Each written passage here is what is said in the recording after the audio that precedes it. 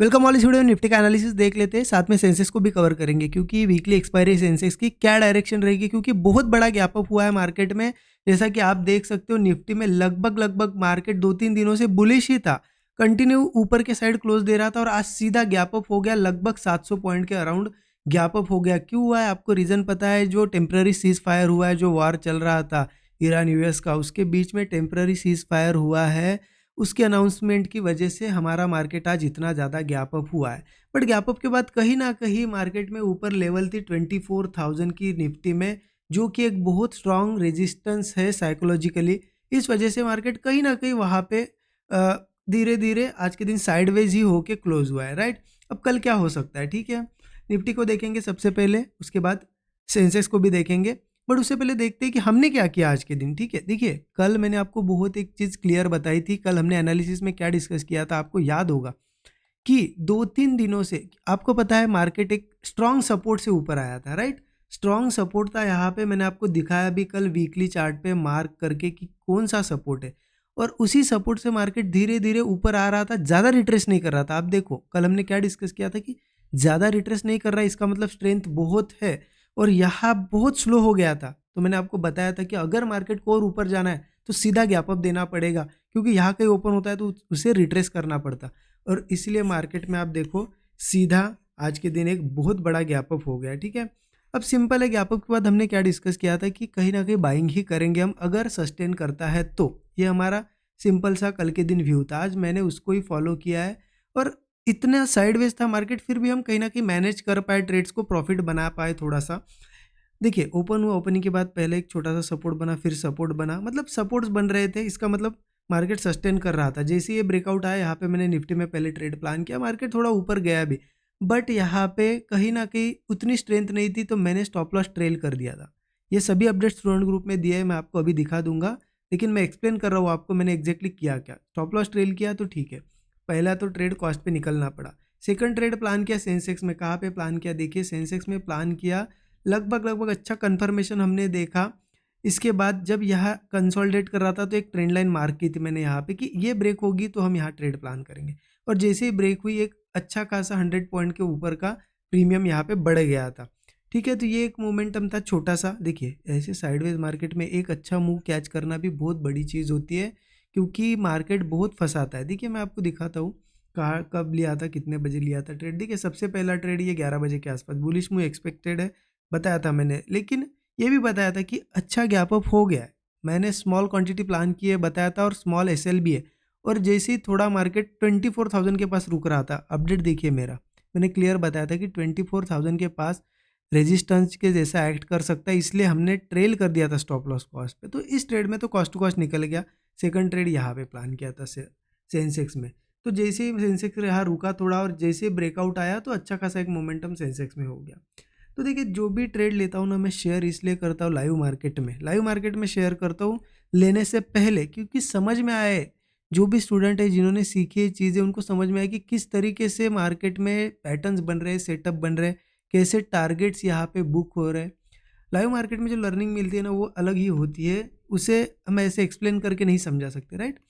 तो ये आज के अपडेट्स थे। अब इम्पॉर्टेंट है कि कल क्या होगा, तो उसके लिए चलिए निफ्टी के चार्ट पे सबसे पहले और देख लेते हैं अब आगे हो क्या सकता है, क्या यहाँ पे सस्टेन करेगा या नहीं करेगा, ठीक है। तो उसके लिए सबसे पहले हमें वीकली चार्ट पे जाना होगा फिर से, ठीक है। वीकली चार्ट पे मैंने कल भी आपको ये ट्रेंड लाइन एक मार्क करके दी थी, और देखिए कहीं ना कहीं ठीक है, आपको लग रहा है कि ये न्यूज़ की वजह से आज बड़ा गैप अप हुआ। हाँ न्यूज़ तो एक बहाना था, लेकिन कहीं ना कहीं मार्केट अल्टीमेटली प्राइस एक्शन को फॉलो करता है, क्योंकि ये लाइन थी, इसके ऊपर सपोर्ट लिया था।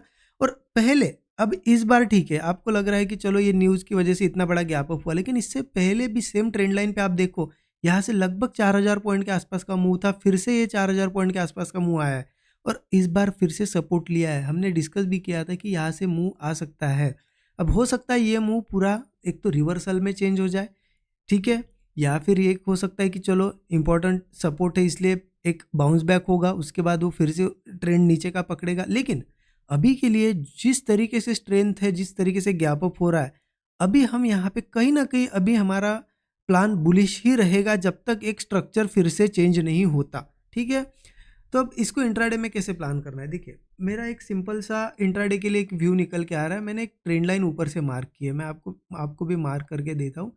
यहाँ से वो ट्रेंड लाइन मुझे दिख रही है, ठीक है।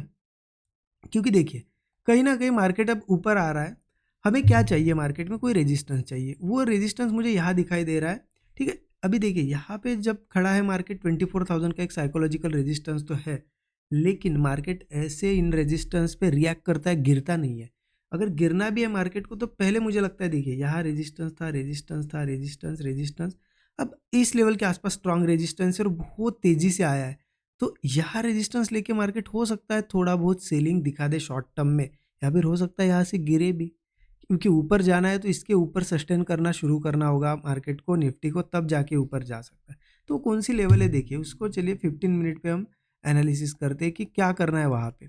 वो लेवल जो दिख रही है ना ऊपर रेजिस्टेंस, वो मुझे दिखाई दे रहा है लगभग लगभग, ये ट्रेंड लाइन सही से थोड़ी मार्क नहीं हुई है, अगर सही से मार्क करोगे तो आपको दिखेगा कि 24,100 के आसपास ये रेजिस्टेंस हमें दिखाई दे रहा है। तो मुझे तो ये लग रहा है कि कहीं ना कहीं मार्केट अब जहाँ पे खड़ा है 24,100 के आसपास तो आएगा ही, यहाँ से बीच में से गिरना तो मुझे अभी पॉसिबल नहीं लग रहा है, ठीक है। तो मेरा तो सिंपल व्यू है, कल अगर फ्लैट या छोटा मोटा गैप डाउन होता भी है तो मैं एक ही चीज़ का यहाँ वेट करूँगा कि मार्केट ऐसा कोई सपोर्ट बनाए, होल्ड करके ऐसा कोई ब्रेकआउट वगैरह मुझे दिखाए, बस मैं कॉल लेने के लिए रेडी हूँ। यहाँ तक का तो एक टारगेट मैं मिनिमम रखूँगा ही, 24,100 से लेकर 24,130 का मेरा प्लान है। यहाँ पे ये पूरा रेजिस्टेंस जोन है एक, ठीक है। हाँ, अगर मार्केट किसी केस में इसके ऊपर सीधा गैप अप हुआ, क्योंकि स्ट्रेंथ बहुत है, अगर गैप अप हुआ तो फिर ये बुलिश जोन में ही रहेगा। तो एक ही चीज़ का वेट करेंगे हम, जैसे आज किया था, बड़े गैप अप के बाद हम इस लेवल के ऊपर अगर रेजिस्टेंस के ऊपर सस्टेन करता है, ऐसा सपोर्ट कोई बनाता है, तो बस ब्रेकआउट का वेट करेंगे। ऐसा कोई बुलिश सेटअप बनता है, ट्रेड हम बुलिश साइड का ले सकते हैं। टारगेट क्या रहेगा, देखिए स्ट्रेंथ बहुत है, टारगेट सब ओपन है, जितना मार्केट कंटिन्यू मूव दे उतना रुको, जब लगे कि हाँ रुक रहा है प्रॉफिट बुक कर लो, सिंपल है। लेकिन एक हमारा जो स्टॉप लॉस रहेगा उससे 1:3 का एक टारगेट, मतलब मान लो आपका स्टॉप लॉस है 30 पॉइंट का, तो एक 100 पॉइंट का मिनिमम टारगेट तो होना ही चाहिए। 1:3 हमारा टारगेट एक मिनिमम रहना चाहिए, ठीक है, उससे कम नहीं लेना है।